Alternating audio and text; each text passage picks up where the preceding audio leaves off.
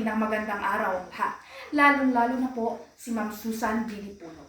Ang ating pag-uusapan sa araw na ito ay tungkol sa depresyon. So alam naman natin ang depresyon ang isa sa pinakasalik na problema ng ating pamahalaan ngayon. Lalong-lalo na sa ating mga kabataan. Ang depresyon ay ang alam ko ay ito ay nagsisimula sa social media. Kaya ngayon, pag-uusapan natin ito. Nakapansin ka ba ng katulad nila? O isa ka ba sa mga nanghusga sa kanila? O isa ka din ba sa kanila? Hindi madaling ipaliwanag ang depresyon. Minsan mali ang pagkaunawa ng iba dito. Kaya bilang mananalumpati sa araw na ito, nais kong hilingin ang inyong tenga upang maunawaan ang ating pag-usapan na paksa ngayon. Pag-uusapan natin ito sapagkat ito ay maraming kinalaman sa ating lipunan ngayon. Sa panahon ngayon, hindi isang daang pares na kamay lamang ang nakakaranas nito. Maaaring iba-iba, babae, lalaki, matanda o sino man. Sa depresyon, wala itong pinipiling edad o wala itong pinipiling kasarian. So, bilang isang mananalumpati, nais kong sabihin sa inyo na ang depresyon ay isa sa pinakasalik na ating pinagdadaanan ngayon.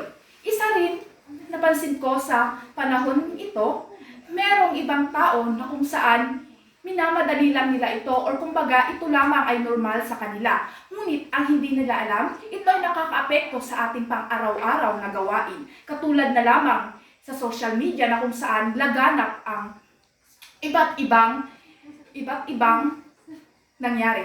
Katulad ng noong kapatid ni Nadine Lustre na kung saan ay nagpakamatay o pinutol niya ang kanyang buhay dahil sa depresyon.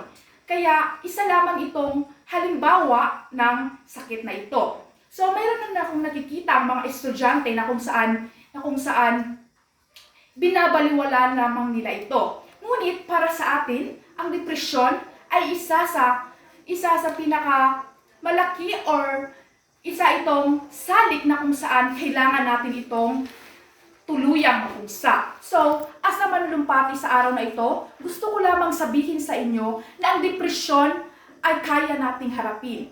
Ngunit, para maharap natin ito, kailangan natin maging matatag. Sabi na nga ng isang philosopher na aking kanita, ang depresyon lamang ay isa itong salik na kung saan kailangan lang nating labanan at kung gusto natin itong labanan ay tayo ay manalig at lakasan ang loob. Kaya ngayon, sana dito sa aking ginawang talumpati, meron kayong nakuhang aral o nakuhang kahit konting aral sa aking mga sinabi. Yun lamang po.